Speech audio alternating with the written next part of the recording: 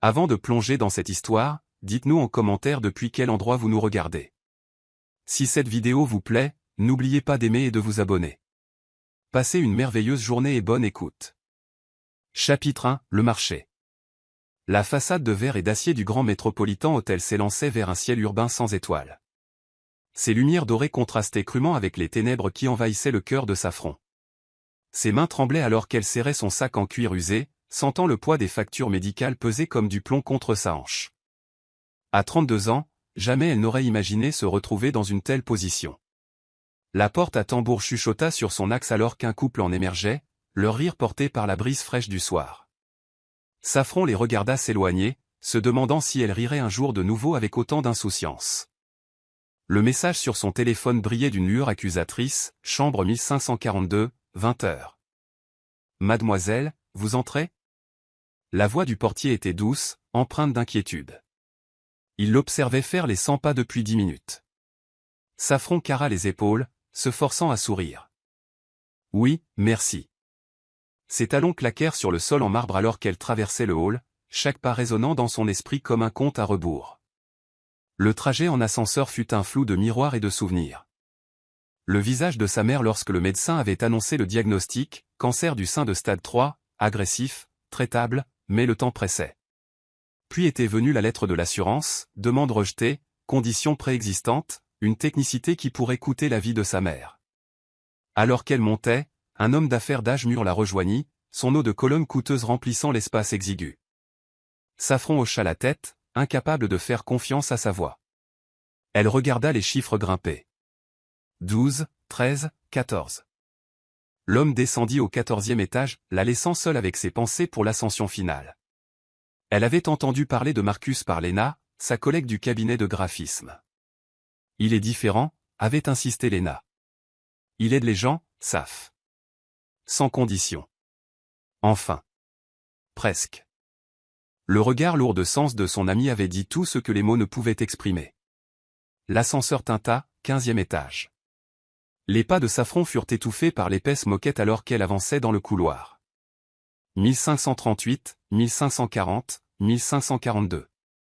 Ses phalanges effleurèrent à peine la porte que celle-ci s'ouvrit. Marcus était plus jeune qu'elle ne l'avait imaginé, la quarantaine, avec des yeux bienveillants qui se plissaient au coin lorsqu'il souriait. Il portait un costume anthracite qui coûtait probablement plus cher que son loyer mensuel, mais sa cravate était desserrée, son col déboutonné. Humain. Accessible. Mademoiselle Harper, dit-il doucement. Entrez, je vous en prie. La suite était élégante mais sobre, un salon avec des canapés crème, des baies vitrées donnant sur les lumières de la ville, une porte fermée menant vraisemblablement à la chambre. Une bouteille de vin trônait, non ouverte, sur la table basse. Voulez-vous boire quelque chose ? Il désigna le vin. Non, merci. Sa voix sortit plus assurée qu'elle ne se sentait. Monsieur Thornton ? Marcus, s'il vous plaît. Marcus ? Elle prit une profonde inspiration. Je vous remercie de me recevoir. Je crois comprendre que vous aidez parfois des personnes dans des situations difficiles. Il s'assit, l'invitant à faire de même. Parlez-moi de votre mère, Safran. La préoccupation sincère dans sa voix faillit la briser. Elle sortit les documents médicaux d'une main tremblante. Le cancer a été pris assez tôt. Le traitement pourrait la sauver, mais l'assurance. Sa voix se brisa. Ils disent que ce n'est pas couvert. Le traitement coûte 150 000 $. J'ai vendu ma voiture, vidé mes économies, mais ce n'est pas assez. Je ne demande pas la charité, monsieur Thornton. Je rembourserai chaque centime. J'ai juste besoin de temps. Il termina doucement sa phrase, vous avez besoin de temps, et votre mère a besoin de soins maintenant. Safran hocha la tête, refoulant ses larmes. Marcus se leva et marcha vers la fenêtre. La ville s'étendait sous eux, un labyrinthe d'ombre et de lumière. J'ai perdu ma propre mère d'un cancer il y a 5 ans, dit-il calmement. Les meilleurs soins que l'argent pouvait acheter n'ont pas suffi à la sauver, mais votre mère a une chance. Il se tourna vers elle, son expression illisible. Je vais vous aider, Safran. Aucun remboursement n'est nécessaire. Un soulagement l'envahit, immédiatement suivi par la suspicion. Pourquoi ? Parce que je le peux. Il s'approcha et elle perçut le parfum léger de son eau de Cologne. Mais vous savez qu'il y a une condition. Une nuit. L'accord tacite planait dans l'air entre eux. Safran se leva, ses jambes étonnamment stables. Je n'ai jamais. Nous ne sommes obligés de rien faire qui vous mettrait mal à l'aise, l'assura Théil. Vous pouvez franchir cette porte dès maintenant, sans aucun jugement. Elle pensa à sa mère, toujours si forte, maintenant frêle dans son lit d'hôpital. Elle pensa à la façon dont elle essayait encore de sourire malgré la douleur, s'inquiétant plus pour Safran que pour elle-même. Une nuit pour sauver la vie de sa mère, était-ce vraiment un prix si élevé? Je reste, chuchota Théil. La main de Marcus fut chaude lorsqu'il caressa sa joue. Êtes-vous sûr? Les lumières de la ville se brouillèrent alors que les larmes emplissaient ses yeux. Oui. Son baiser fut doux, presque révérencieux. Safran ferma les yeux, se répétant que ce n'était qu'une nuit, juste un moyen d'arriver à ses fins. Mais lorsque ses bras l'enveloppèrent, lorsqu'il chuchota doucement contre sa peau, elle sentit quelque chose d'inattendu s'éveiller dans son cœur. Juste une nuit, se dit-elle encore alors qu'il la guidait vers la chambre. Une nuit pour sauver sa mère.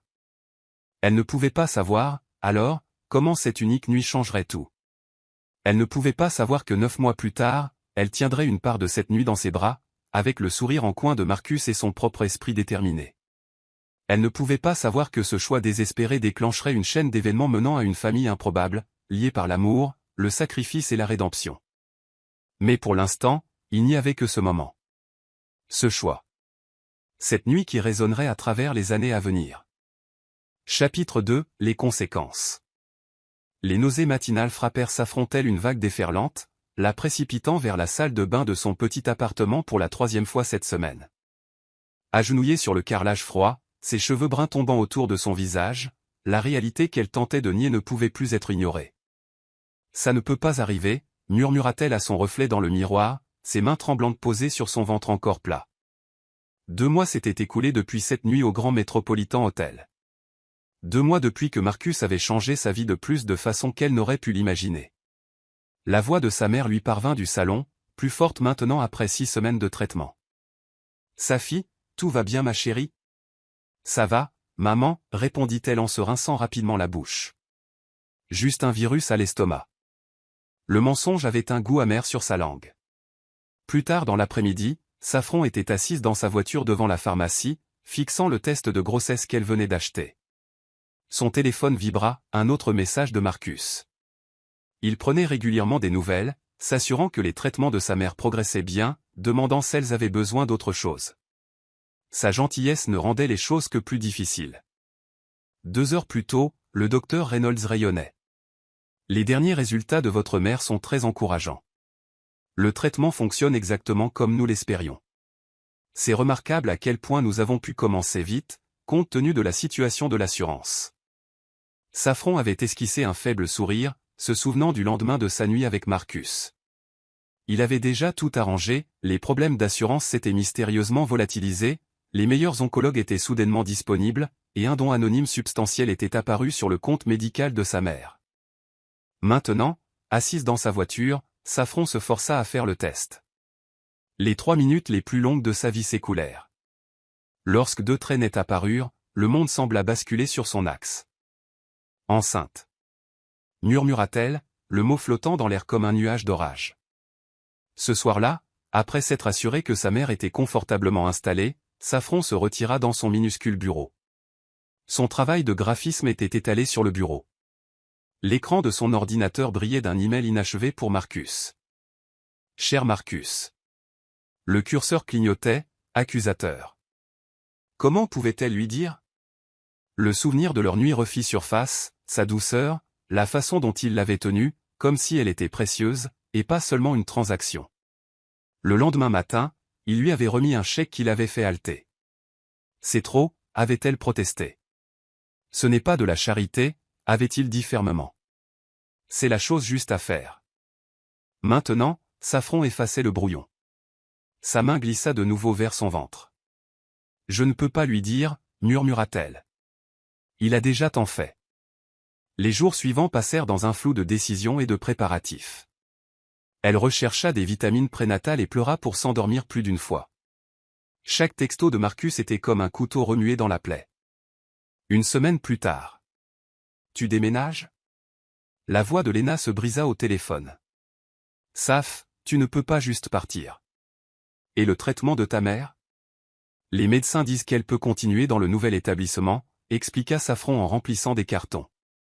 J'ai déjà tout arrangé. L'air est meilleur à la campagne et la vie moins chère. Est-ce à cause de Marcus? Demanda doucement Léna. Il demande de tes nouvelles, tu sais, aux événements caritatifs.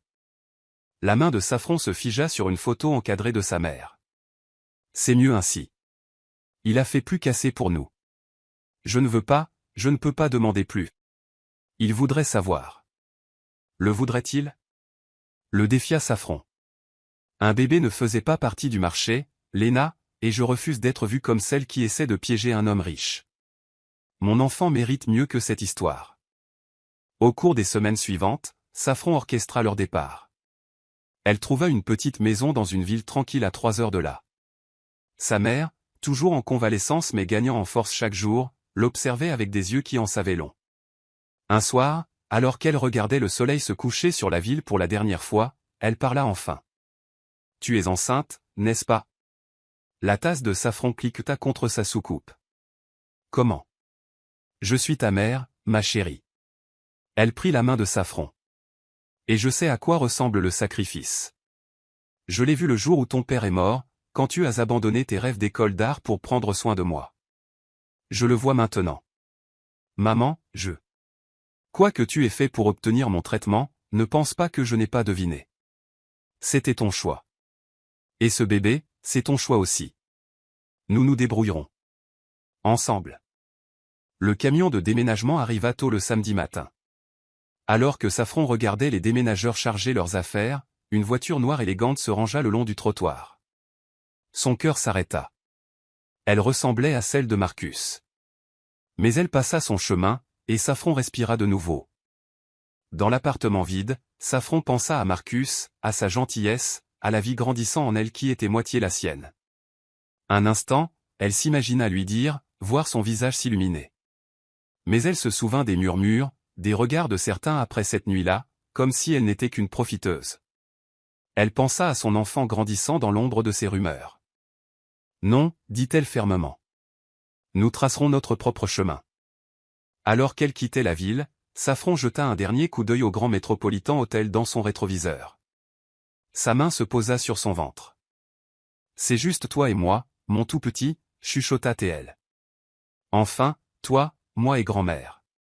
On va s'en sortir.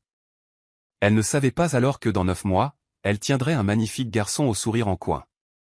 Elle ne savait pas que dans 10 ans, le destin bouclerait la boucle à travers une exposition d'art d'enfant. Mais elle savait, avec la même certitude qui l'avait poussée à sauver sa mère, qu'elle faisait le bon choix. Chapitre 3, une nouvelle vie. Poussé, Safran, encore une fois. La voix de la sage-femme semblait venir de très loin. Avec un dernier effort immense et un cri qui sembla résonner dans toute la salle d'accouchement, Ezra Harper entra dans le monde. Le premier vagissement de son fils transperça l'épuisement de Safran tel un rayon de soleil traversant les nuages d'orage. Il est parfait, annonça l'infirmière en posant le petit paquet gigotant sur la poitrine de Safran. 3,3 kg. Safran baissa les yeux vers le visage de son fils, et son souffle se coupa. Là, dans la courbe de sa petite bouche, se trouvait le sourire en coin inimitable de Marcus. Sa mère, qui lui tenait la main, le remarqua aussi. « Il est magnifique, sa fille, murmura-t-elle, les larmes aux yeux. Juste magnifique. » Plus tard cette nuit-là, Safran traça les traits de son bébé du bout du doigt. Son nez à elle, le menton de Marcus. « Bonjour, petit Ezra, chuchota TL. Je suis ta maman, et je te promets ceci, tu ne douteras jamais que tu es aimé. » Un an plus tard, le soleil matinal inondait leur petite maison. Safran tenait Ezra sur sa hanche, essayant de lui donner son petit déjeuner tout en répondant à des emails. « Allez mon chéri, encore quelques bouchées pour maman. » Le rire d'Ezra, tellement semblable à celui de son père, lui tordit le cœur. Parfois, quand Ezra souriait de cette façon, Safran se surprenait à effleurer le vieux numéro de Marcus sur son téléphone, qu'elle n'avait jamais pu se résoudre à effacer. 3 ans plus tard. « Maman, regarde !» La voix excitée d'Ezra résonna dans le salon converti en atelier d'art. Il tenait une peinture au doigt, des couleurs tourbillonnant en un motif surprenant. C'est un dragon, déclara-t-il fièrement. Mais un gentil. Il protège les gens. Elle sourit, se rappelant que Marcus avait un jour mentionné son amour pour les histoires fantastiques. Certaines choses, semblait-il, se transmettaient par le sang. 5 ans plus tard. Maman? La voix d'Ezra était sérieuse. Joey à l'école dit que tout le monde a un papa. Il est tout, mon papa? La question qu'elle redoutait tant. Saffron s'assit près de lui. Ton papa est quelqu'un qui a aidé maman et grand-mère quand nous en avions vraiment besoin. C'est un homme gentil qui fait de bonnes choses. Mais pourquoi il n'est pas là? Parfois, commença-t-elle prudemment, les adultes font des choix qu'ils pensent être les meilleurs pour tout le monde. J'ai choisi de venir ici pour te donner une vie paisible remplie d'art et d'amour. Est-ce qu'il sait pour moi? Non, mon cœur, mais ce n'est pas à cause de toi. C'est parce que maman voulait faire son propre chemin, pour te montrer qu'on peut être fort tout seul. 7 ans plus tard, le talent artistique d'Ezra s'épanouissait. Saffron avait transformé le garage en un véritable studio. Il a un vrai don, lui avait dit son professeur d'art. La façon dont il voit le monde est extraordinaire. 9 ans plus tard. Maman, ils veulent mettre mes peintures dans l'exposition de l'école. Ezra fit irruption, ses cheveux bruns tombant sur ses yeux exactement comme ceux de Marcus autrefois. C'est merveilleux, mon chéri. Lesquels? Toute la série. Celle sur les rêves et la protection. Ce soir-là, Saffron regarda les peintures qui seraient exposées. Elles étaient remarquables. Une notification apparut sur son téléphone, un blog d'art local parlait de l'exposition à venir. La peur lui serra le cœur. Et si Marcus le voyait? Mais en regardant le travail d'Ezra, elle sut qu'elle ne pouvait pas le retenir par peur. Ton art mérite d'être vu, murmura-t-elle. Quoi qu'il arrive, nous l'affronterons ensemble. Elle ne pouvait savoir que le destin était déjà en marche. Que dans quelques semaines, Marcus se tiendrait devant l'une de ses peintures, la reconnaissance naissant dans ses yeux. Chapitre 4, la rencontre fortuite. Marcus ajusta sa cravate en marchant dans les couloirs décorés de l'école primaire. À 43 ans, il avait toujours fière allure, bien que la dernière décennie ait laissé de subtiles marques. Monsieur Thornton, nous sommes honorés, s'extasia le principal Carter. Le soutien de votre fondation est inestimable. Marcus hocha poliment la tête, mais son esprit vagabondait. Une agitation inexplicable le rongeait toute la journée. Peut-être pourrions-nous commencer par la section de nos élèves les plus prometteurs? Suggéra le principal. Mais Marcus s'était déjà éloigné, attiré par une collection de peintures dans un coin reculé. La première œuvre lui coupa le souffle. C'était une aquarelle d'un dragon, mais qui, au lieu de cracher du feu, semblait souffler de la lumière. Une lumière chaude, protectrice. La technique était remarquable, mais c'était autre chose qui le fascinait. La façon dont la lumière était rendue lui rappelait quelqu'un. Des conversations calmes dans une chambre d'hôtel, il y a 10 ans. Une pièce extraordinaire, n'est-ce pas? Un professeur d'art apparut à ses côtés. Il appelle cette série les gardiens des rêves. Marcus passa au tableau suivant, son cœur battant plus vite. Celui-ci montrait un garçon assis à une fenêtre. Le reflet du garçon était visible dans la vitre. Le monde de Marcus bascula. Ce sourire. Son sourire. Le même sourire en coin. Et là, sur la joue, une fossette. La sienne. D'une main tremblante, Marcus se pencha pour lire le cartel. Le guetteur de dragons. Artiste, Ezra Harper. Âge, 9 ans. Harper. Le nom de famille le percuta de plein fouet. Saffron Harper. 9 ans. Les calculs mentaux s'emballèrent. Le timing correspondait parfaitement. Trop parfaitement. Voudriez-vous rencontrer l'artiste? Demanda le professeur. Il est ici avec sa mère. Ezra a parlé d'une glace promise après l'expo. Les jambes de Marcus le portèrent à travers la foule avant même qu'il ne décide de bouger. Et là, ils étaient. Saffron était exactement comme dans ses souvenirs, pourtant plus belle encore. Elle était accroupie, essuyant une trace de glace sur le menton d'un jeune garçon.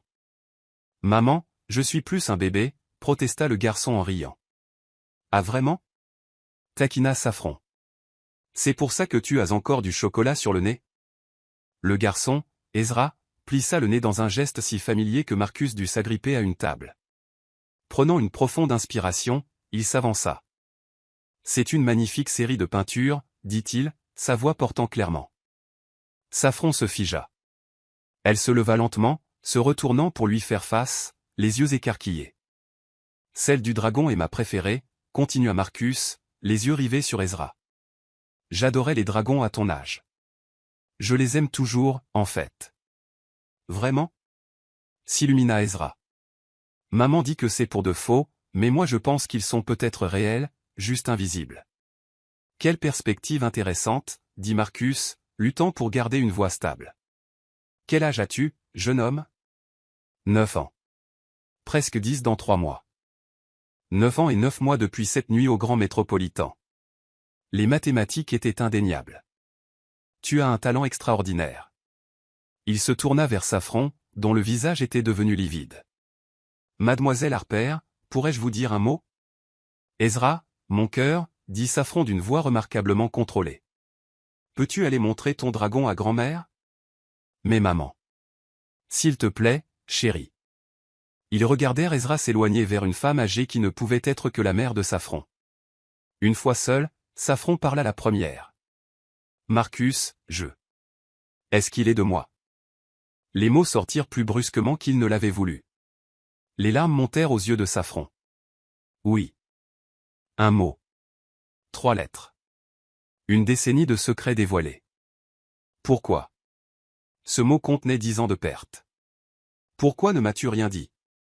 Les factures, les traitements. Je ne pouvais pas supporter l'idée qu'on pense que j'essayais de vous piéger. Me piéger? Le rire de Marcus sonna creux. J'ai passé 10 ans à me demander pourquoi vous aviez disparu. J'ai essayé de vous retrouver. Je devais le protéger, chuchota-t-elle. Des murmures, du jugement. Du poids d'être le fils illégitime de Marcus Thornton. C'est mon fils. J'avais le droit de le connaître. Oui, admit Saffron, une larme moulant sur sa joue. C'est vrai. Mais j'ai dû faire un choix. Et j'ai choisi de lui donner une vie normale. Sans père. Sans père. Répéta Marcus, la voix rauque. À travers la pièce, Ezra gesticulait devant sa grand-mère. Marcus sentit la perte de chaque moment manqué comme une douleur physique.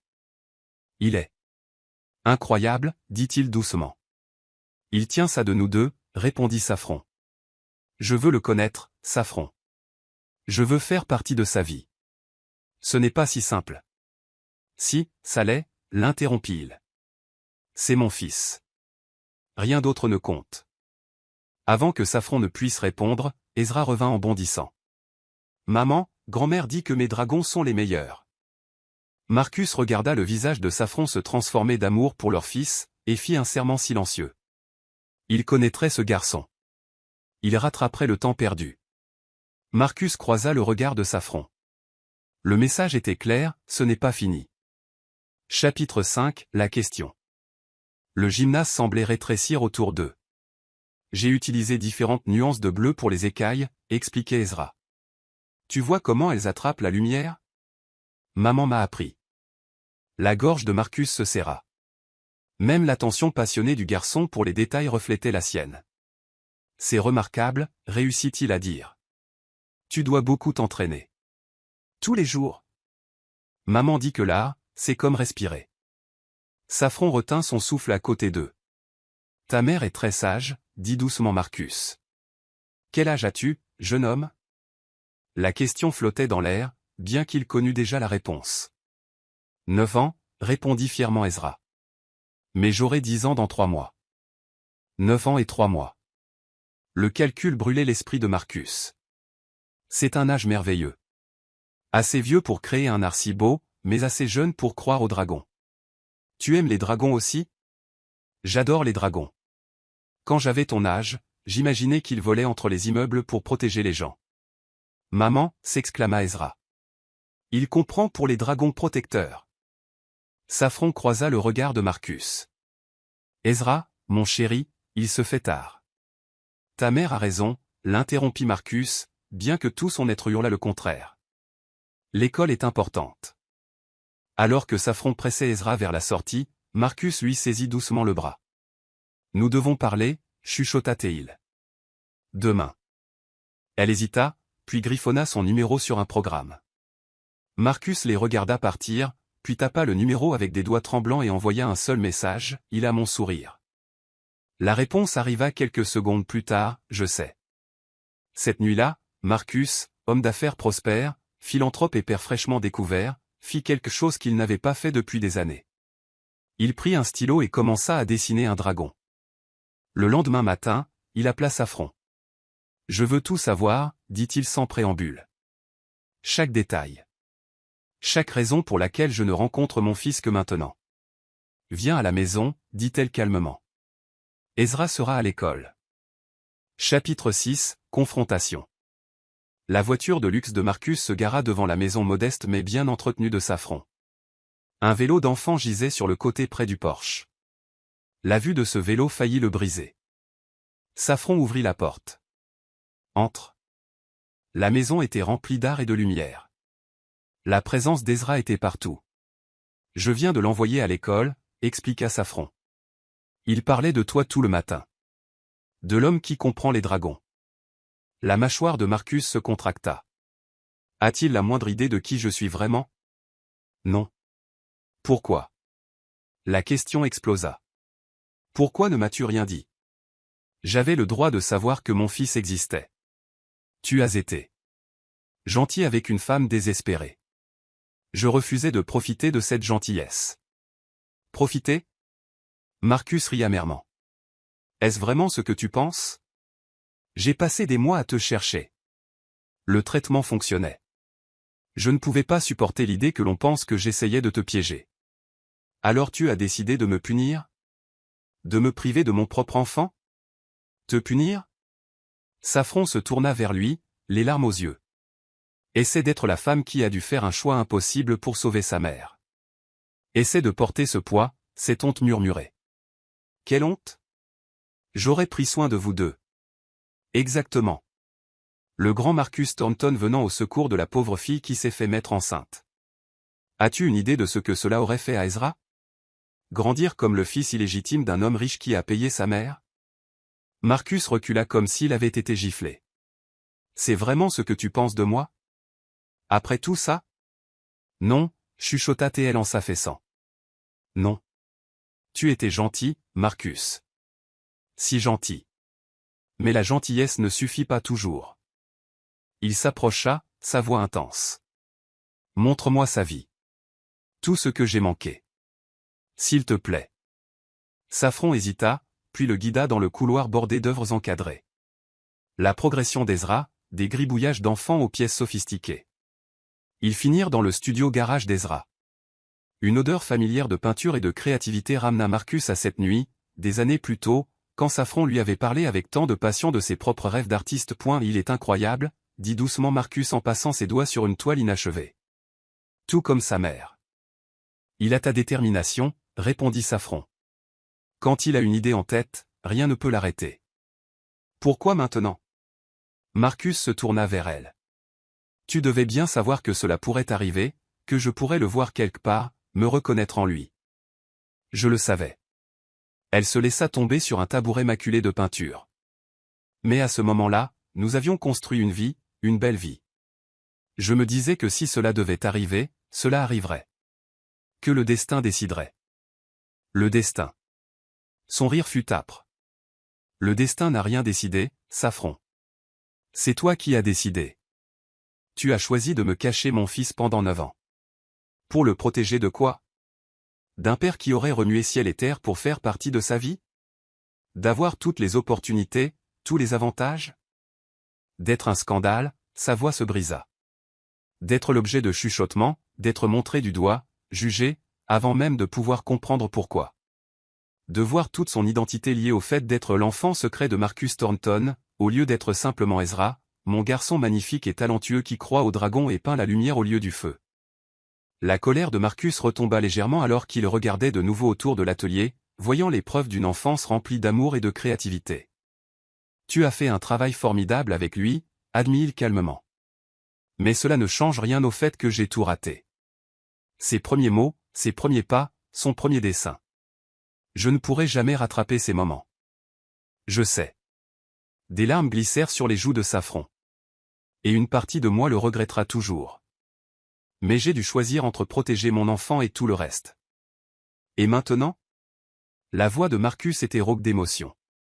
Quel choix vas-tu faire maintenant que je sais? Avant qu'elle ne puisse répondre, ils entendirent la porte d'entrée s'ouvrir. Maman, j'ai oublié mes devoirs de maths. Ils se figèrent, se dévisageant avec panique. Les pas d'Ezra approchaient de l'atelier. Maman, est-ce que tu es dans le... Il s'arrêta sur le seuil, les yeux écarquillés. Monsieur Dragon, vous êtes là. La joie dans sa voix, l'innocence pure de sa surprise, les frappa tous les deux comme un coup de poing. Voici leur fils, se tenant sans le savoir entre ses parents pour la première fois de sa vie. J'admirais juste ton atelier, parvint à dire Marcus, le cœur battant à tout rompre. Ta mère a eu la gentillesse de me montrer ton travail. C'est vrai? Ezra bondit à l'intérieur, rayonnant d'excitation. Vous voulez voir mon nouveau dragon? Je l'ai commencé ce matin avant l'école. Maman, je peux sauter les maths juste pour cette fois, s'il te plaît? Safran essuya rapidement ses larmes, forçant un sourire. Bien essayé, jeune homme, mais tu connais la règle. L'école d'abord, l'art ensuite. Mais maman. Ta mère a raison, dit Marcus, bien que chaque fibre de son être voulut dire oui, pour passer chaque instant possible avec son fils. L'instruction est importante, même pour les artistes. Les épaules d'Ezra s'affaissèrent légèrement. D'accord, mais est-ce que vous reviendrez voir le dragon fini? Marcus regarda Safran, la question claire dans ses yeux. Elle fit un signe de tête minuscule, presque imperceptible. J'aimerais beaucoup, dit-il doucement. Si ta mère est d'accord. Ouais. Ezra leva le poing en l'air. Maman, où sont mes devoirs de maths? Sur la table de la cuisine, là où tu les as laissés, répondit Safran, la voix remarquablement stable. Ils regardèrent Ezra courir vers la maison, ses pas résonnant dans leur silence. Il faut qu'on lui dise, dit Marcus calmement, une fois leur fils hors de portée de voix. Il mérite de connaître la vérité. Je sais. La voix de Safran n'était qu'un murmure. Mais nous devons le faire correctement. Il est sensible, Marcus. Les âmes créatives ressentent les choses profondément, tout comme sa mère. Les mots sortirent plus doux qu'ils ne l'avaient voulu. Leurs regards se croisèrent, une décennie de non-dits passant entre eux en cet instant. Il n'était plus la femme désespérée et son généreux bienfaiteur, plus la mère secrète et le père trompé. Ils étaient simplement deux personnes qui avaient créé quelque chose d'extraordinaire ensemble. Un garçon qui peignait des dragons et croyait en la magie. On va trouver une solution, dit finalement Marcus. Pour le bien d'Ezra, nous le devons. Safran hocha la tête, essuyant de nouvelles larmes. Oui, pour Ezra. Comme sur un signal, la voix de leur fils leur parvint depuis la maison. Trouvé. Salut maman. Au revoir, monsieur Dragon. La porte d'entrée claqua, et ils se retrouvèrent à nouveau seuls avec leurs secrets, leurs regrets et le poids des décisions à venir. Le soleil du matin continuait d'inonder l'atelier, illuminant le dragon inachevé sur le chevalet d'Ezra. Une créature d'ombre et de lumière, tout comme la vérité qu'ils allaient bientôt devoir révéler. Bataille juridique. Le cabinet d'avocats Morrison et associés occupait tout le 42e étage d'une tour étincelante du centre-ville. Safran était assise, rigide, dans le fauteuil en cuir de la salle de conférence, les mains serrées sur ses genoux, alors qu'elle relisait la requête de garde de Marcus pour la 3e fois. Il demande la garde partagée, expliqua doucement son avocate, Maria Santos. 3 jours par semaine, alternance pour les vacances, droit de décision partagé pour l'éducation et les soins médicaux. Il ne peut pas juste débarquer après 9 ans et exiger la moitié de la vie de mon fils. La voix de Safran tremblait d'une émotion à peine contenue. Ezra le connaît à peine. Le tribunal prendra cela en considération, l'assura Maria. Mais monsieur Thornton a des ressources, Safran, des ressources considérables, et il a déjà demandé un test ADN en procédure accélérée.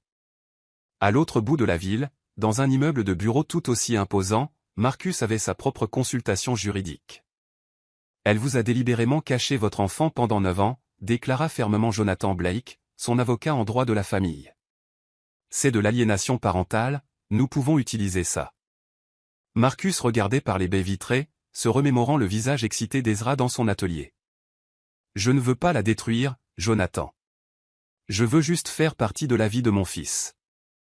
Alors elle aurait dû y penser avant de disparaître avec votre enfant, répondit Jonathan en brassant des papiers. Les résultats ADN sont arrivés ce matin. Probabilité de paternité de 99,99%. Avec cela et vos moyens financiers, nous pouvons faire pression pour une garde temporaire immédiate pendant que nous nous battons pour des arrangements permanents. La première audience fut fixée un mercredi matin. Ezra était à l'école, heureusement inconscient que ses parents se battaient pour lui dans une salle d'audience stérile du centre-ville. Votre honneur, plaida habilement Jonathan Blake, mon client s'est vu refuser son droit fondamental d'être parent. Madame Harper a décidé unilatéralement de priver le père et le fils de leur relation. Nous demandons à la Cour de remédier immédiatement à cette injustice. Maria Santos se leva, la voix assurée. Madame Harper a pris ses décisions pour protéger son enfant du scandale et de la stigmatisation sociale. Elle a créé un environnement stable et nourrissant où Ezra s'est épanoui. Perturber cet environnement maintenant serait préjudiciable à son bien-être. La juge, une femme au visage sévère d'une soixantaine d'années, les regarda tour à tour. Est-ce que quelqu'un a pris la peine de demander ce que veut Ezra? La question pesa lourdement dans l'air. Ce soir-là, Safran trouva Ezra dans son atelier, travaillant sur sa dernière peinture de dragon. Les couleurs étaient plus sombres que d'habitude, chargées d'ombre. C'est différent de ton style habituel, mon chéri, observa-t-elle prudemment. Le pinceau d'Ezra s'immobilisa. J'ai fait un rêve bizarre cette nuit. Les dragons ne protégeaient plus personne. Ils se battaient entre eux. Le cœur de Safran se serra. Même dans son art, son fils captait la tension qui l'entourait. Maman, sa voix était toute petite. Pourquoi Monsieur Dragon continue de venir à la maison quand je suis à l'école? La question qu'elle redoutait tant. Ezra, Joey à l'école dit qu'il a vu sa photo dans un magazine. Il dit qu'il est très riche et important. C'est pour ça qu'il s'intéresse à mes dessins? Parce qu'il a pitié de nous? Non, mon bébé. Safran s'agenouilla près de lui, le cœur brisé. C'est beaucoup plus compliqué que ça. Avant qu'elle ne puisse continuer, son téléphone vibra. Un autre email de son avocat. Le tribunal avait accordé à Marcus des droits de visite temporaire pendant que l'affaire suivait son cours. Les semaines suivantes devinrent un flou de documents juridiques, de comparution au tribunal et de la vision de l'esprit lumineux d'Ezra s'éteignant peu à peu. Les médias avaient eu vent de l'histoire, riche homme d'affaires découvre un fils artiste secret, et des journalistes avaient commencé à camper devant leur maison. « Mais je ne veux pas y aller !» cria Ezra un vendredi après-midi alors que Marcus devait venir le chercher pour sa première visite ordonnée par le tribunal. « Je veux rester et finir ma peinture. »« Mon chéri, s'il te plaît, » implora Safran en voyant la voiture coûteuse de Marcus se garer dehors. « Monsieur Thornton veut juste passer un peu de temps avec toi. »« Pourquoi ? » Il ne s'en est jamais soucié avant. Les yeux d'Ezra se remplirent de larmes. « C'est parce que mon art est passé dans le journal ? C'est pour ça qu'il m'a remarqué ?» La porte d'entrée s'ouvrit. Ils avaient donné une clé à Marcus dans le cadre de l'arrangement temporaire. Il se tenait maladroitement dans le couloir, entendant chaque mot. « Je m'en souciais, » dit Marcus calmement, faisant sursauter Safran et Ezra. « Je tenais à toi avant même de savoir que tu existais. »« Ça n'a aucun sens, » dit Ezra, son âme d'artiste exigeant la vérité. « Maman, qu'est-ce qu'il se passe vraiment ?» Les yeux de Safran et Marcus se rencontrèrent au-dessus de la tête de leur fils. Ce n'était pas ainsi qu'ils avaient prévu de le lui dire, mais le moment s'était imposé de lui-même. « Assieds-toi, mon cœur, » dit doucement Safran. « Il y a quelque chose que nous devons te dire. » Mais avant qu'il ne puisse commencer, Ezra recula loin d'eux. « Non, je ne veux pas savoir. » Tout était parfait avant qu'il arrive. On était heureux. Il courut vers son atelier, claquant la porte derrière lui. Par la fenêtre, ils purent le voir attaquer une toile avec des coups de pinceau noir rageur, recouvrant l'un de ces dragons lumineux de ténèbres. « C'est exactement ce dont j'avais peur, » murmura Safran, les larmes coulant sur son visage. « Il souffre, Marcus. Notre bataille juridique le détruit. »« Alors arrêtons tout, » répondit Marcus, la voix rauque. « Trouvons un autre moyen. » Mais ce n'était pas si simple.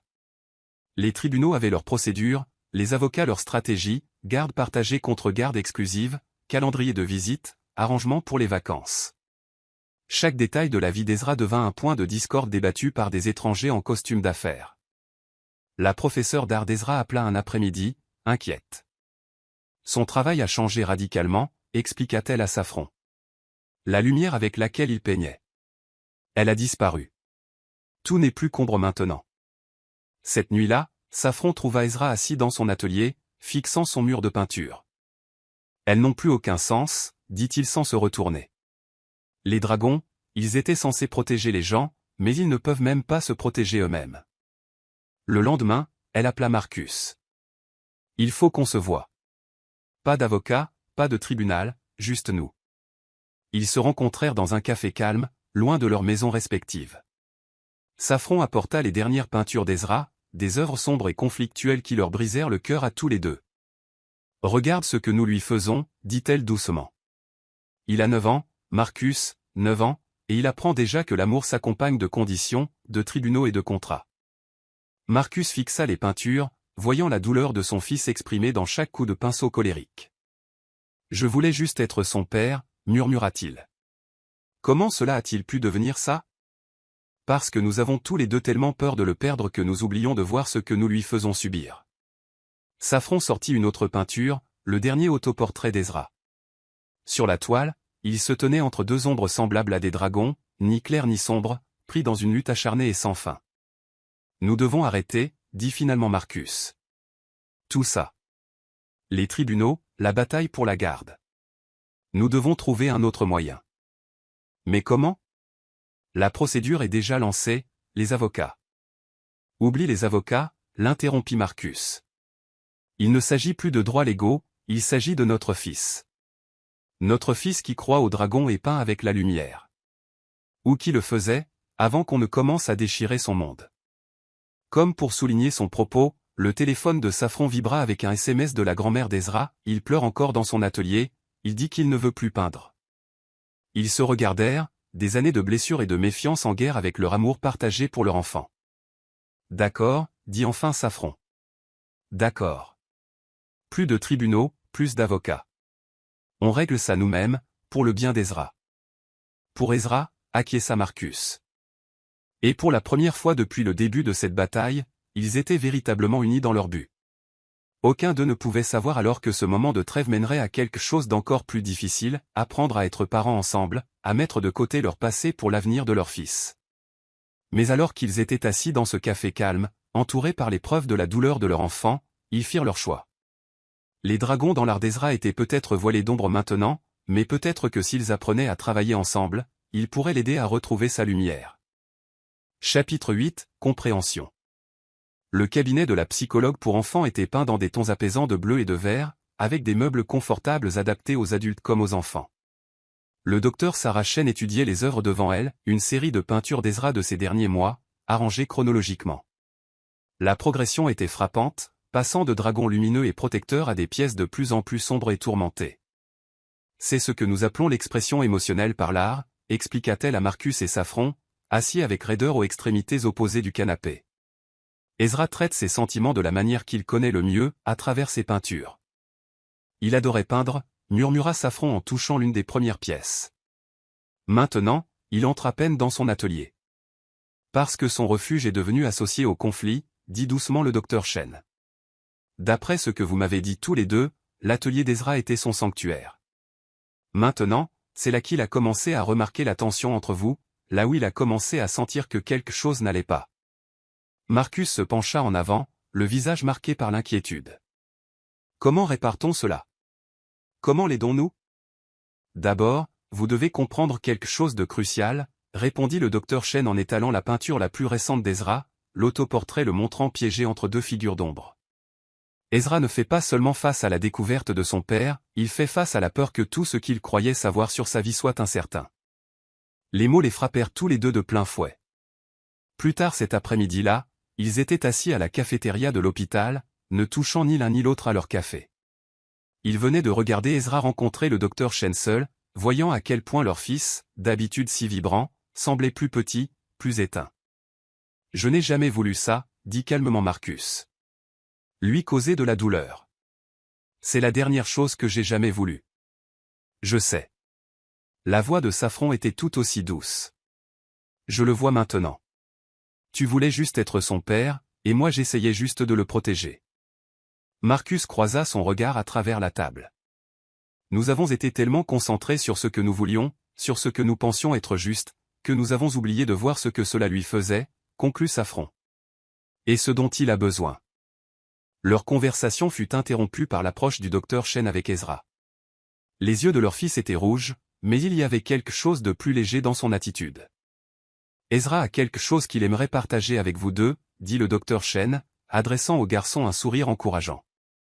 Ezra sortit un papier plié de sa poche, le lissant soigneusement sur la table. C'était un nouveau dessin, simple, fait avec les crayons de la cafétéria que le docteur Chen gardait dans son bureau. Dessus, 3 figures se tenaient ensemble, une femme aux longs cheveux noirs, un grand homme en costume, et entre eux, une silhouette plus petite tenant ce qui ressemblait à un pinceau. Le docteur Chen m'a demandé de dessiner mon plus grand vœu, expliqua Ezra, la voix petite mais stable. C'est ça. Mais j'ai peur que ce soit impossible. Pourquoi impossible, mon chéri, demanda Safran, le cœur serré. Parce que, la lèvre inférieure d'Ezra trembla, parce que les grandes personnes ne peuvent pas réparer ce qui est cassé. Une fois qu'ils cassent quelque chose, ça reste cassé, comme la famille de Joey après que ses parents se sont battus au tribunal. Marcus bougea avant de pouvoir réfléchir, s'agenouillant près de la chaise de son fils. Regarde-moi. Il attendit que ses yeux familiers, ses yeux, rencontrent les siens. Parfois, les adultes font des erreurs, de grosses erreurs, mais cela ne veut pas dire que nous ne pouvons pas essayer de les réparer. Mais vous vous battez à cause de moi, murmura Ezra. Parce que j'existe. Non. Les deux parents parlèrent simultanément. Safran les rejoignit, créant un petit cercle autour du dessin d'Ezra. Nous nous battons parce que nous t'aimons tellement tous les deux que nous en avons oublié la chose la plus importante, ce dont tu as besoin. Et de quoi as-tu besoin, Ezra? Suggéra doucement le docteur Chen. Ezra regarda son dessin, puis ses deux parents. J'ai besoin. J'ai besoin que les bagarres s'arrêtent. J'ai besoin de pouvoir peindre mes dragons à nouveau, avec de la lumière au lieu des ombres. J'ai besoin, sa voix se brisa, j'ai besoin de vous deux. Mais pas comme ça. La simplicité de ces mots, leur pure vérité, sembla changer quelque chose dans l'atmosphère. Marcus et Safran se regardèrent au-dessus de la tête de leur fils, se regardèrent vraiment, pour la première fois depuis le début des batailles judiciaires. Alors c'est ce que tu auras, dit fermement Marcus. Plus de tribunaux, plus d'avocats. Nous trouverons un autre moyen, ensemble. Ensemble, ajouta Safran en touchant la main d'Ezra. Comme une famille, peu importe à quoi cela ressemble. Le docteur Chen sourit avec approbation. C'est un début merveilleux. Mais cela demandera du travail, du vrai travail, de votre part à tous. Ezra a besoin de voir que ses parents peuvent communiquer, peuvent faire passer ses besoins en premier, peuvent construire quelque chose de nouveau à partir des morceaux de ce qui a été brisé. Au cours des semaines suivantes, ils entamèrent le délicat processus de reconstruction. Les avocats furent renvoyés, les requêtes au tribunal retirées. À la place, ils commencèrent des séances de thérapie familiale, apprenant à naviguer dans leur situation unique. La première véritable percée de Marcus survint lors d'une séance d'art-thérapie. Le docteur Chen leur avait demandé à chacun de peindre leur vision de la famille. Ezra regarda avec stupéfaction son père, dans son costume coûteux, retrousser ses manches et tenter de peindre un dragon. C'est affreux. Ria Marcus en regardant sa tentative maladroite. Rien à voir avec ton magnifique travail. Je pourrais t'apprendre, proposa Ezra avec hésitation. Comment mélanger les couleurs et faire la lumière? L'espoir dans la voix de son fils fit enfler le cœur de Marcus. J'adorerais ça. Safran, travaillant sur sa propre peinture à proximité, sentit les larmes lui piquer les yeux devant cet échange. Pour la première fois, elle pouvait le voir, la possibilité qu'ils s'assemblent tous, non pas de la manière conventionnelle dont elle avait rêvé autrefois, mais selon leur propre motif unique. Ils établirent de nouvelles routines. Marcus venait 3 soirs par semaine, non pas parce qu'un tribunal l'ordonnait, mais parce qu'Ezra le demandait.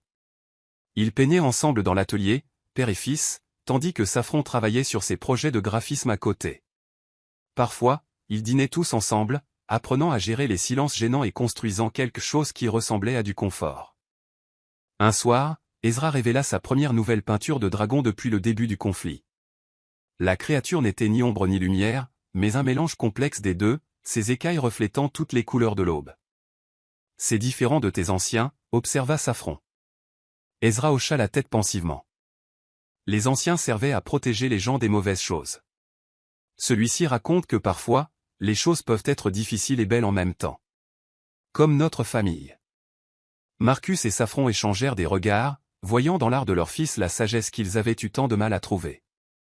Le docteur Shen dit que ça s'appelle grandir, continua Ezra, ajoutant les touches finales à son dragon. Quand on apprend que les choses n'ont pas besoin d'être parfaites pour être justes. Cette nuit-là, après qu'Ezra fut allé se coucher, Marcus et Saffron s'assirent dans l'atelier, entourés par l'évolution de l'art de leur fils, de la joie simple à la douleur, jusqu'à cette nouvelle compréhension plus profonde. Nous avons failli perdre ça, dit doucement Saffron en désignant la dernière peinture. Son don, son esprit. Nous avons failli l'écraser avec nos disputes. Mais nous ne l'avons pas fait, répondit Marcus. Nous avons appris. Nous apprenons encore. Comme les dragons. Elle sourit légèrement. Passer de la lumière contre l'ombre, à la compréhension que les deux ont leur place. Comme pour souligner ces mots, le soleil couchant inonda les fenêtres de l'atelier, projetant à la fois ombre et lumière sur la nouvelle peinture d'Ezra, donnant l'impression que le dragon bougeait, respirait, vivait dans les deux mondes à la fois. Le chemin était encore long, pavé de nombreuses séances de thérapie et de moments gênants, mais quelque chose de fondamental avait basculé. Ils avaient enfin compris qu'être parent n'était pas une question de victoire ou de défaite, de droit ou de revanche. Il s'agissait de créer un espace où leur enfant pourrait grandir, peindre ses dragons aux couleurs de son choix, croire en l'ombre comme en la lumière et, surtout, croire au pouvoir de l'amour pour réparer ce qui était brisé. Chapitre 9. Le pont. Le centre d'art communautaire bourdonnait d'excitation alors que parents et enfants affluaient pour l'atelier du week-end. Ezra se tenait nerveusement près de son chevalet, observant les autres familles prendre place. C'était la première fois qu'il enseignait aux côtés de sa professeure habituelle, Madame Reynolds, et ses deux parents avaient promis d'être là. Ils viendront tous les deux, n'est-ce pas, demanda-t-il à Saffron pour la troisième fois ce matin-là, triturant son tablier taché de peinture. Oui, mon cœur. Elle ajusta son col avec une aisance habituelle. Ton père vient d'envoyer un message. Il est en train de se garer. Le mot au père avait encore une saveur nouvelle sur sa langue, bien qu'il travaille à cette nouvelle dynamique familiale depuis plusieurs mois déjà. Comme invoqué par leur conversation, Marcus apparut dans l'embrasure de la porte, légèrement essoufflé. Désolé, je suis presque en retard, dit-il en les rejoignant. La réunion du conseil s'est éternisée, mais je n'aurais manqué ça pour rien au monde. Le visage d'Ezra s'illumina. J'ai gardé des places pour vous deux, l'une à côté de l'autre. Est-ce que ça va? Saffron et Marcus échangèrent un regard, percevant l'espoir dans les yeux de leur fils. Bien sûr que ça va, répondirent-ils presque à l'unisson, avant de partager un petit sourire face à cette synchronicité. Le thème de l'atelier était le portrait de famille en technique mixte. Ezra s'était porté volontaire pour démontrer sa méthode mêlant peinture traditionnelle et éléments numériques, un savoir-faire qu'il avait développé en combinant l'influence de graphiste de sa mère et son propre style artistique. Souvenez-vous, expliqua-t-il au groupe, sa nervosité initiale s'estompant à mesure qu'il se concentrait sur l'art, un portrait de famille n'a pas besoin de ressembler à une photo ordinaire, il peut montrer ce que ressent votre famille. Marcus observait avec fierté Ezra faire sa démonstration, notant que les mains de son fils bougeaient avec cette même confiance précise dont lui-même faisait preuve lors de ses présentations d'affaires. À ses côtés, Saffron prenait discrètement des photos pour le portfolio d'Ezra. Il est incroyable, chuchota Marcus à son oreille. Tu as fait un travail formidable avec lui. Nous faisons tous les deux du bon travail maintenant, répondit-elle doucement. C'est ça qui compte. Tandis que les familles travaillaient sur leurs portraits, Ezra circulait dans la pièce, offrant ses conseils. Il s'arrêta au chevalet de ses parents, curieux de voir leur œuvre. La création de Saffron montrait 3 arbres entrelacés, leurs branches formant une arche naturelle. Marcus avait tenté un portrait plus littéral, mais avait incorporé certains des éléments draconiques caractéristiques d'Ezra en arrière-plan. « Maman, c'est magnifique !» s'exclama Ezra, la façon dont les arbres se soutiennent les uns les autres. « Et papa, tu as retenu tout ce que je t'ai appris sur la texture des écailles. » La fierté dans sa voix lorsqu'il prononça « papa » fit gonfler le cœur de Marcus. Il avait fallu du temps et de la patience, Mais ils avaient finalement atteint ce stade où Ezra pouvait utiliser ce mot naturellement. Après l'atelier, alors qu'ils aidaient à ranger, Madame Reynolds les prit à part. L'exposition d'art pour enfants de Capital City a accepté la dernière série d'Ezra, annonça-t-elle. C'est un immense honneur. Ils acceptent rarement des artistes de moins de 12 ans. Les yeux d'Ezra s'écarquillèrent. Vraiment? Ma série sur les dragons? Les nouveaux? Madame Reynolds opina du chef. Celle sur la famille et la compréhension. Ils ont été très impressionnés. Pourrez-vous venir tous les deux? Ezra regarda ses parents tour à tour. C'est à 3 heures de route, mais je vais libérer mon emploi du temps, déclara Marcus immédiatement. Moi aussi, ajouta Saffron. Nous ne manquerions ça pour rien au monde. Plus tard dans la soirée, ils célébrèrent la nouvelle autour d'un dîner dans la pizzeria préférée d'Ezra. Le garçon bavardait avec excitation de ses pièces d'exposition, tandis que ses parents l'écoutaient attentivement, croisant parfois leurs regards empreints d'une fierté partagée. Et mon tout dernier tableau, disait Ezra, montre comment les dragons peuvent travailler ensemble, même s'ils sont de types différents. Comme papa qui est doué pour les affaires et maman pour l'art. Mais vous m'avez tous les deux aidés de façon différente. Saffron se pencha pour essuyer une trace de sauce tomate sur son menton, un geste machinal. En parlant d'aide, as-tu fini tes devoirs de maths pour lundi? L'expression d'Ezra devint coupable, ou presque. Je te propose un marché, offrit Marcus. Si tu les finis demain matin, nous pourrons passer l'après-midi à travailler sur tes pièces pour l'exposition. Marché conclu? Marché conclu. Rayonna Ezra. On pourra utiliser les nouvelles peintures métallisées que tu m'as offertes? Alors qu'ils marchaient vers leur voiture après le repas, Ezra courant devant pour observer un artiste de rue, Saffron effleura le bras de Marcus. Merci, dit-elle doucement. Pourquoi? Pour ta patience. Pour avoir appris à travailler avec moi au lieu de contre moi.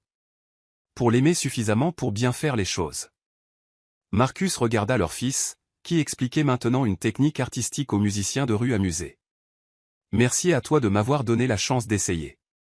Les semaines suivantes s'installèrent dans un rythme confortable.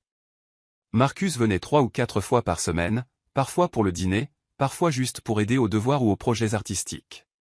Ils assistèrent ensemble aux réunions parents-professeurs, s'assirent côte à côte au spectacle scolaire d'Ezra, et apprirent progressivement à naviguer dans la coparentalité sans la tension qui avait marqué leur première tentative. Un samedi matin, alors qu'Ezra travaillait sur ses pièces d'exposition, il appela ses 2 parents dans son studio. « Je veux vous montrer quelque chose, dit-il en dévoilant sa dernière toile.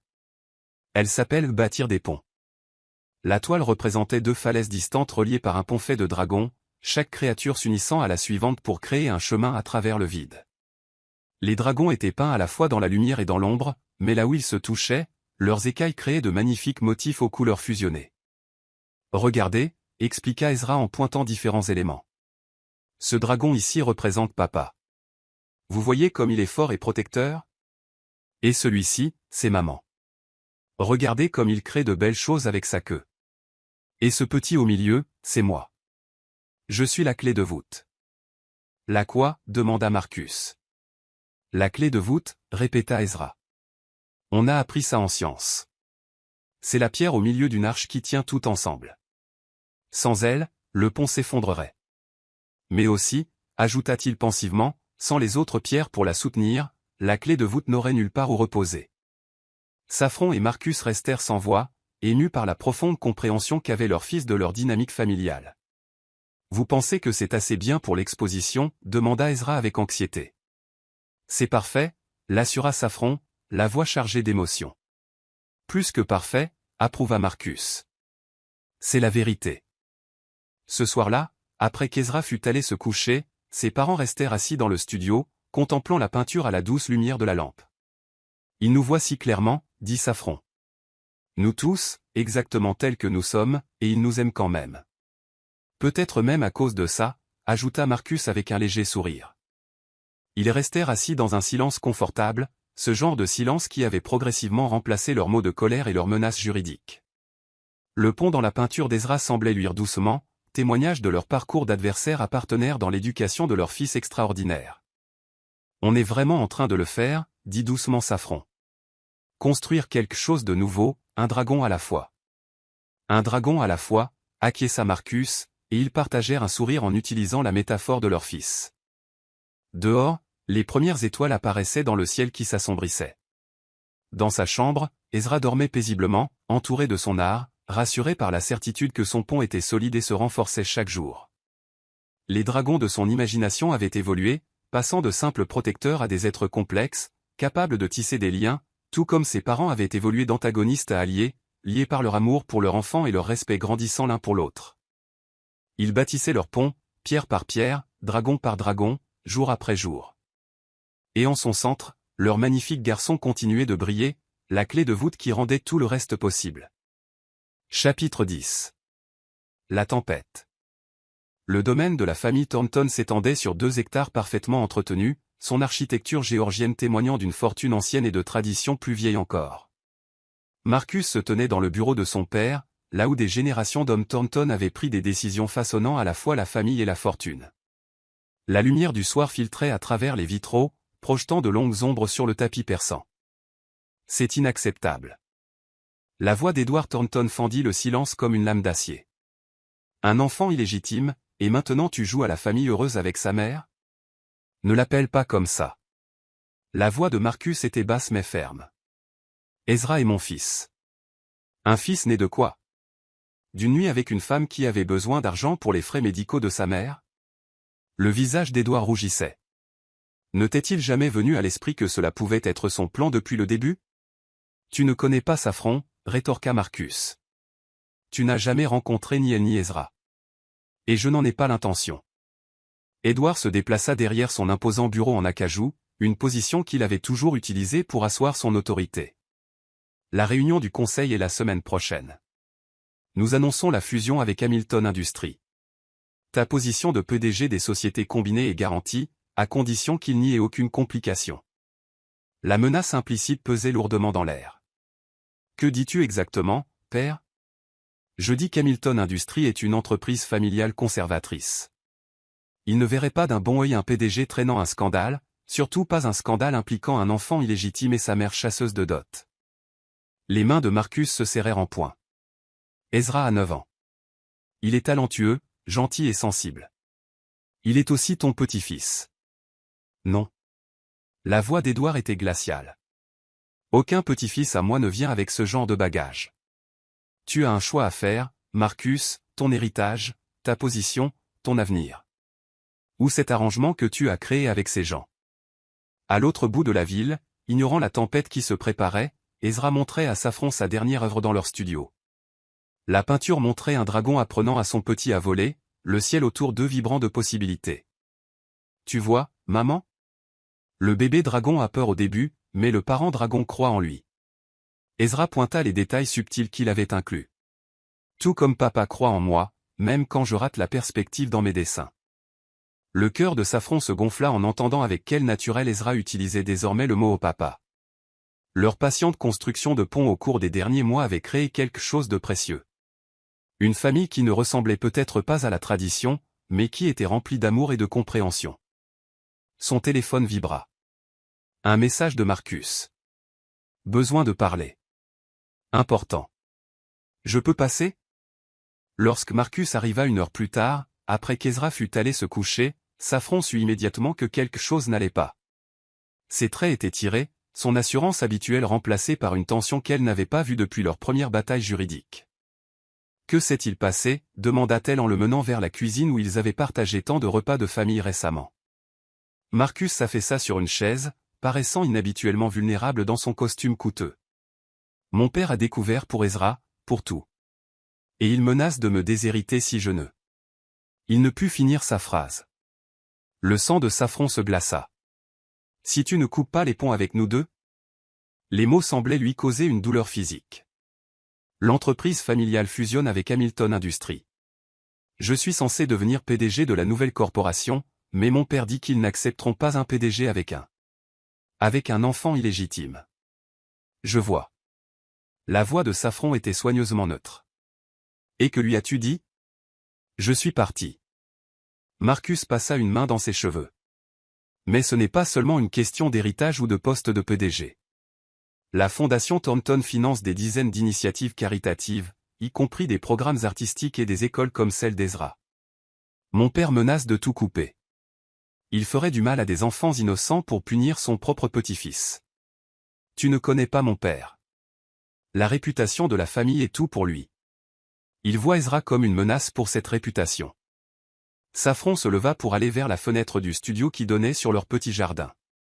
Au clair de lune, elle pouvait voir le vélo d'Ezra appuyé contre la clôture, ses fournitures d'art éparpillées sur la table du patio où ils avaient peint cet après-midi-là. « Tu te souviens quand nous avons commencé la bataille pour la garde » demanda-t-elle doucement. J'avais tellement peur qu'Ezra soit blessé par un scandale, par des murmures sur ses origines. Et maintenant, nous y voilà. La chose même que je craignais, venant de ta propre famille. Safran. Marcus vint se placer à ses côtés. Je ne l'abandonnerai pas, pas pour tout l'or du monde. Mais j'ai besoin de temps pour trouver une solution, pour protéger le travail de la fondation tout en faisant partie de la vie d'Ezra. Un bruit venant du couloir les fit se retourner tous les deux. Ezra se tenait dans l'embrasure de la porte, son pyjama froissé, le visage pâle dans la pénombre. Tu pars. Sa voix était fluette, plus jeune que ses 9 ans. Parce que ta famille ne veut pas de moi. Ezra? Safran s'avança, mais Marcus fut plus rapide. Il s'agenouilla devant son fils, prenant les mains tremblantes du garçon dans les siennes. Jamais. Tu te souviens de ce que je t'ai dit sur les dragons? Ezra renifla. Qu'ils protègent ceux qu'ils aiment. Exactement. Et je t'aime, fils. Aucune somme d'argent ni aucun pouvoir ne pourrait changer cela. Mais je t'ai entendu parler de réputation et de scandale.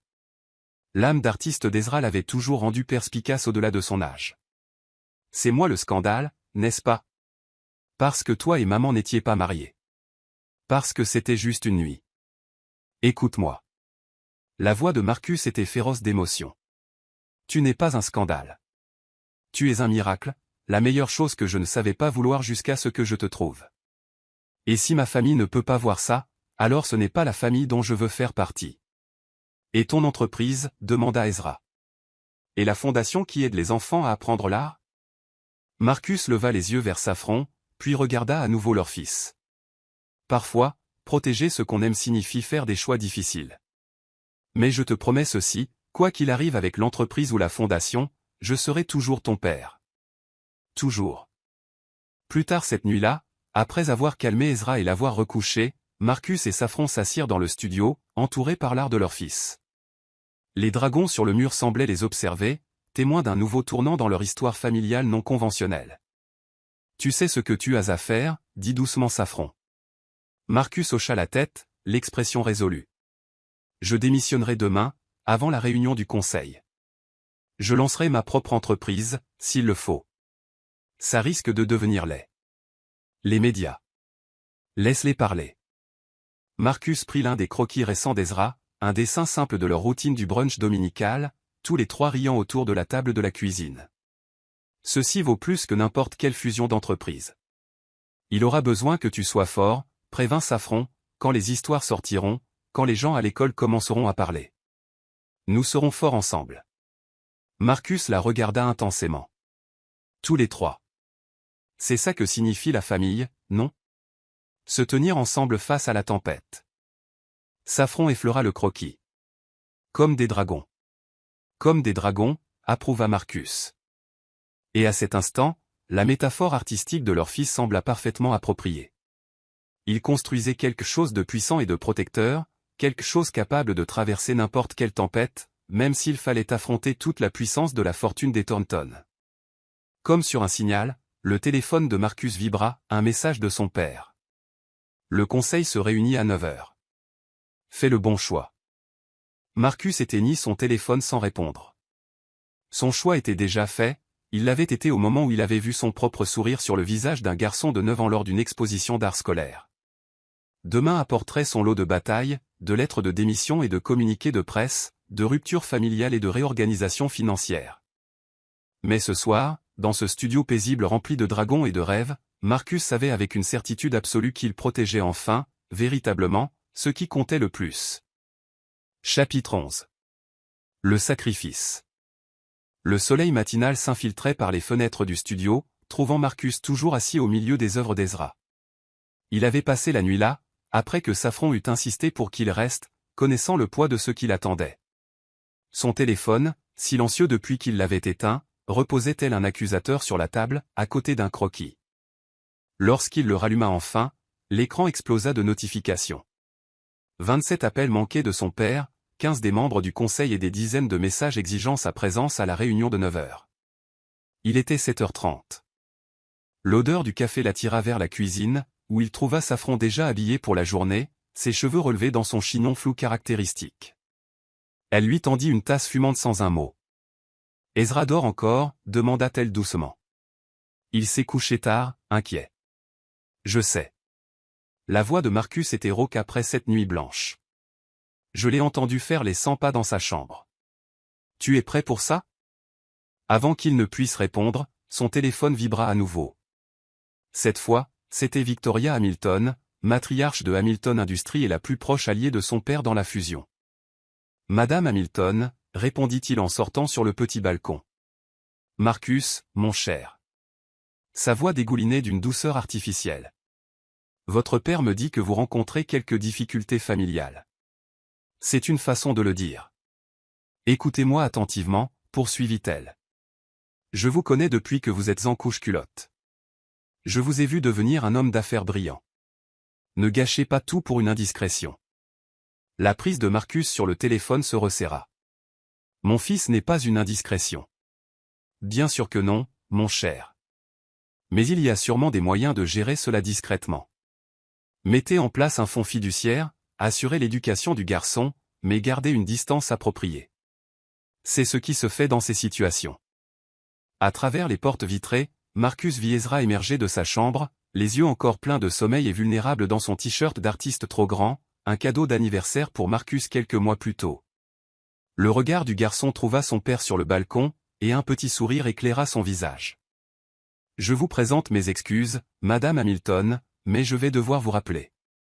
Je dois prendre le petit déjeuner avec mon fils. » Il raccrocha avant qu'elle ne puisse répondre. L'heure suivante passa dans une bulle de normalité domestique. Ezra insista pour préparer sa spécialité, des toasts légèrement brûlés avec trop de beurre, tandis que Saffron préparait son déjeuner pour l'école.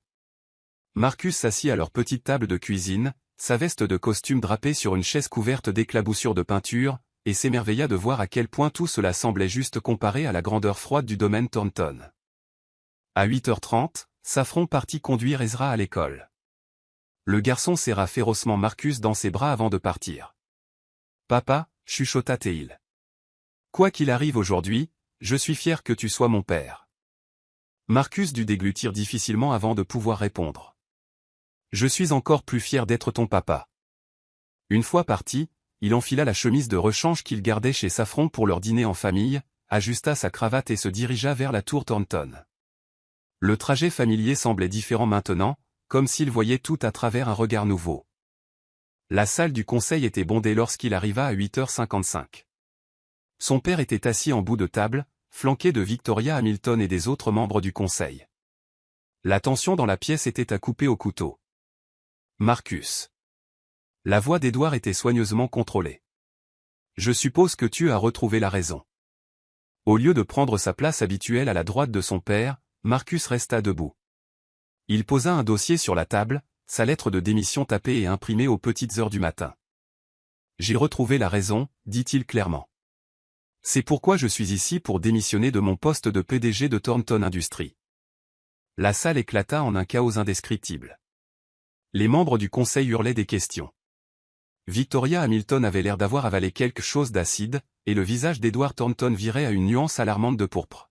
« Imbécile. » Edward frappa du poing sur la table. « Tu jetterais par la fenêtre des générations de travail, des millions en actifs, pourquoi? Un enfant bâtard et sa mère chercheuse d'or ?» Le mot bâtard résonna dans le silence soudain. Marcus sentit un étrange calme descendre sur lui. « Cet enfant bâtard est votre petit-fils, dit-il calmement. Il a 9 ans. Il aime les dragons et l'art, et il fait les pires toasts que vous ayez jamais goûtés. Il a les yeux de votre mère, les mêmes que j'ai. Et sa mère? Elle l'a élevé seule pendant 9 ans, sans jamais demander un centime, bâtissant sa propre carrière à succès tout en lui donnant tout ce dont il avait besoin. Elle vaut 2 fois le parent que vous n'avez jamais été. Comment oses-tu? Non, comment osez-vous?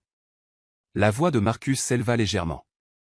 Vous m'avez appris que le nom Thornton signifie quelque chose, qu'il représente l'intégrité, le fait de faire ce qui est juste, peu importe le coût. Eh bien, c'est moi, faisant honneur à ce nom. Il ouvrit le dossier et commença à distribuer les copies de sa démission. Avec effet immédiat, je quitte mes fonctions de PDG. Je liquide également mes parts personnelles dans l'entreprise, environ 15% des avoirs totaux, je crois. Je vous suggère d'annoncer cela comme une décision mutuelle de poursuivre d'autres opportunités. Cela passera mieux pour la fusion. Victoria Hamilton se reprit la première. Sans l'héritier Thornton à la barre, les termes de la fusion devront être complètement renégociés. Alors renégociés. Marcus ajusta sa cravate. J'ai des choses plus importantes à gérer. Mon fils a une exposition d'art la semaine prochaine. Il se tourna pour partir, mais la voix de son père l'arrêta. Si tu franchis cette porte, avertit Édouard, tu te coupes de tout. La fortune familiale, ton fonds fiduciaire, tout. Marcus sourit tristement. Non, père. C'est toi qui te coupes de tout ce qui compte vraiment. La descente en ascenseur depuis le 50e étage lui laissa le temps d'envoyer un message à Safran. C'est fait. Sa réponse arriva instantanément. Rentre à la maison. La maison. Non pas son pantouse de luxe ou le domaine Thornton, mais un appartement modeste rempli de fournitures d'art, d'amour et du son du rire de son fils. Lorsqu'il atteignit sa voiture, son adresse email professionnelle avait été désactivée et la sécurité changeait déjà les codes de son bureau. Il conduisit directement à son pantouse, emballa quelques affaires essentielles et appela son avocat personnel. Martin, j'ai besoin que tu lances la paperasse. Je liquide tout sauf mes économies personnelles. Et j'ai besoin que tu crées une nouvelle société, quelque chose de petit, de gérable. J'ai quelques idées dont je veux discuter. Les semaines suivantes furent un tourbillon de réunions juridiques, de spéculation de la presse et de restructuration financière. Marcus emménagea dans un modeste appartement de 2 chambres près de l'école d'Ezra, utilisant ses économies personnelles substantielles, mais rien comparé à la fortune Thornton pour repartir à zéro. Les médias s'en donnèrent à cœur joie. L'héritier Thornton abandonne la fortune familiale pour un enfant caché. Mais pour chaque titre sensationnaliste, il y avait un moment qui confirmait qu'il avait fait le bon choix. Ezra lui montrant fièrement une nouvelle œuvre, des dîners de famille remplis de rires, des soirées tranquilles à aider aux devoirs.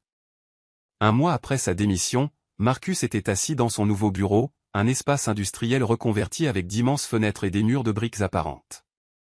Sur son bureau trônait le dernier dessin d'Ezra, 3 dragons s'élevant ensemble dans un ciel brillant, le plus petit apprenant à voler, soutenu par les 2 plus grands. Son téléphone vibra d'un message de Safran, dîner à 7 heures, Ezra prépare ses fameux toasts. Marcus sourit, contemplant sa nouvelle réalité.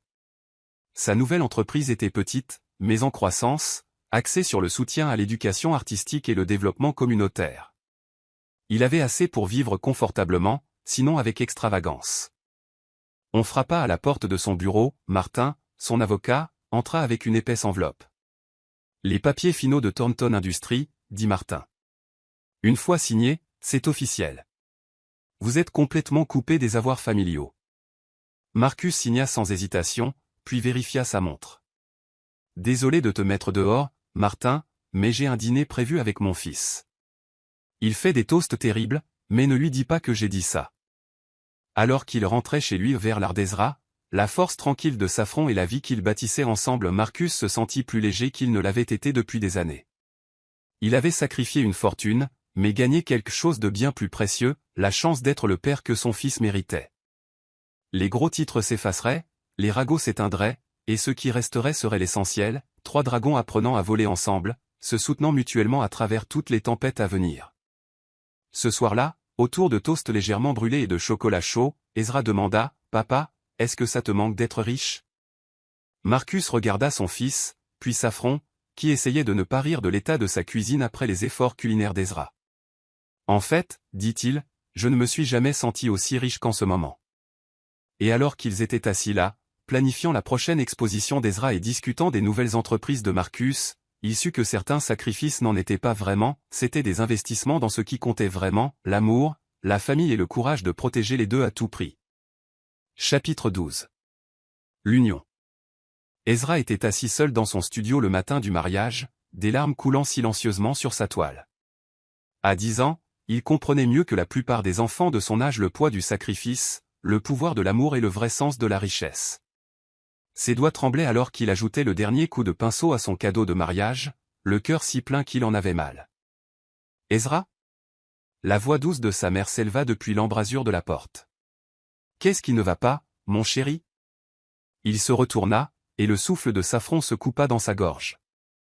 Son fils, leur fils, était assis là, entouré de tout ce qu'ils avaient bâti ensemble, des murs couverts de dragons témoins de leur voyage, la lumière du matin inondant ces fenêtres qui avaient vu tant de larmes et de triomphe.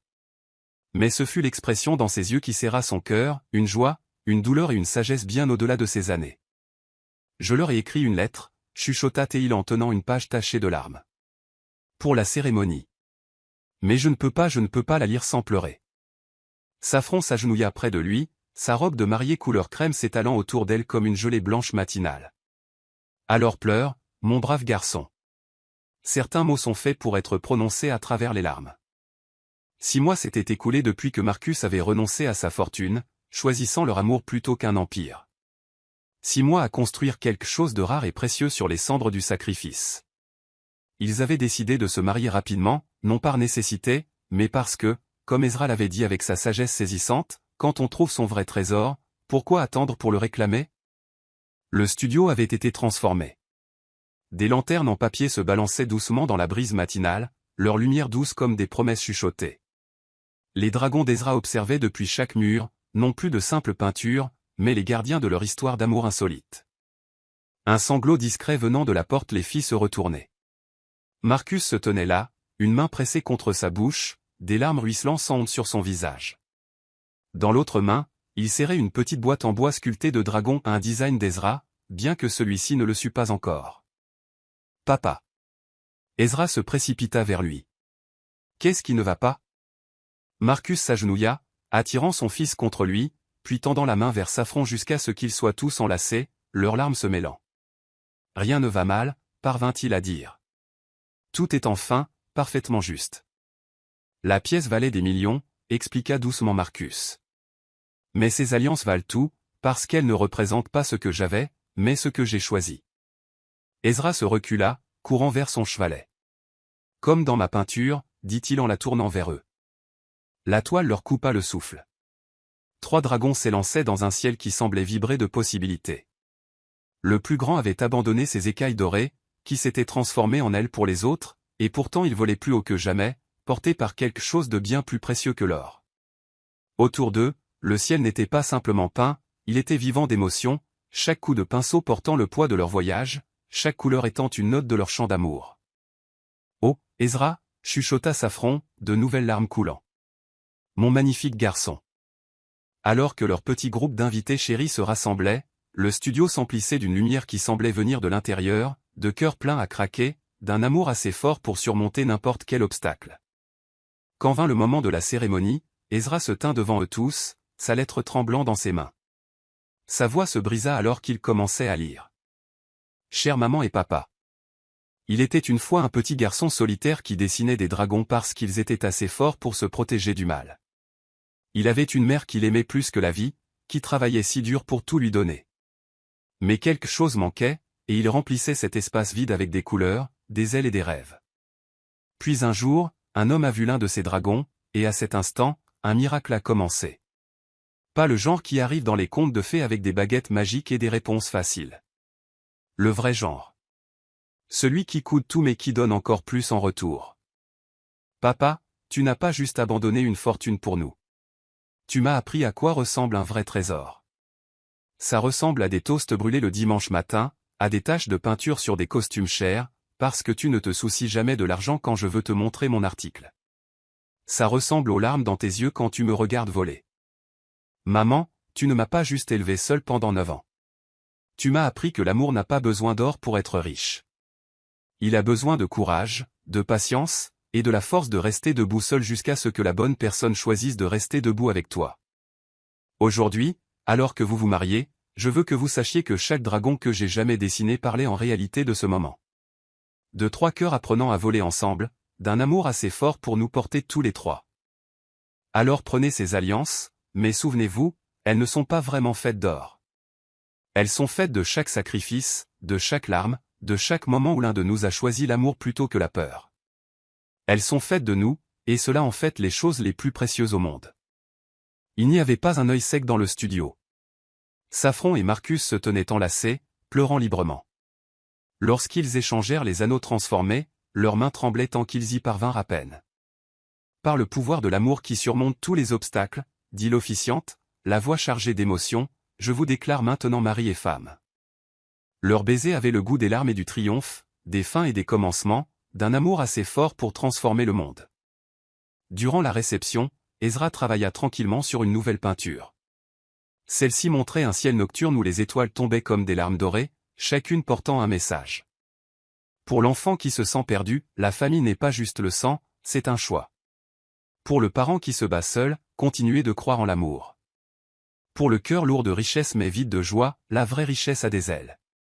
Pour tous ceux qui lisent notre histoire, la plus grande fortune est le courage d'aimer sans compter le coût. À la tombée de la nuit, tous les trois se tinrent ensemble devant la fenêtre. En bas, la ville scintillait comme des diamants éparpillés, la tour Thornton se dressant fièrement contre le ciel. Mais ces lumières dorées pâlissaient en comparaison de la richesse contenue dans leur petit studio, dans ses doigts tachés de peinture et ses joues baignées de larmes, dans ces dragons qui avaient appris à voler et ces cœurs qui avaient appris à s'élever. Regardez, chuchota Ezra en pointant l'endroit où le clair de lune touchait sa peinture de mariage. Les dragons pleurent aussi, mais vous voyez comme leurs larmes se changent en étoiles quand elles tombent? Marcus serra sa famille contre lui, la voix rauque d'émotion. C'est parce que certaines larmes ne sont pas tristes du tout. Elles sont juste de l'amour qui déborde, rendant le monde plus beau partout où elles tombent. Et là, dans leur sanctuaire d'art et d'amour, trois cœurs battaient à l'unisson, prouvant que la plus grande richesse ne se compte pas en dollars ou en centimes, mais dans le courage de choisir l'amour, la force de se sacrifier pour lui, et la sagesse de reconnaître le vrai trésor lorsqu'il apparaît dans des endroits inattendus. En fin de compte, leur histoire n'était pas seulement celle de la conséquence d'une nuit. C'était l'histoire de chaque choix qui avait suivi, de chaque barrière qui était tombée, de chaque moment où l'amour avait triomphé de la peur. C'était l'histoire de trois dragons apprenant à voler ensemble, leurs ailes rendues fortes par le sacrifice, leur cœur rendu riche par l'amour. Et quelque part, dans des foyers à travers le monde, d'autres cœurs liraient leur histoire et trouveraient le courage de choisir l'amour plutôt que l'or, la vérité plutôt que la commodité, et ce genre de richesse qui ne peut jamais être gardée dans une banque, mais seulement dans des cœurs assez braves pour aimer sans limite. Fin. Pour chaque cœur assez brave pour choisir l'amour, pour chaque parent qui se sacrifie en silence, pour chaque enfant qui rêve de famille, et pour tous ceux qui croient que la vraie richesse a des ailes, votre courage rend le monde plus riche, votre amour le fait s'élever.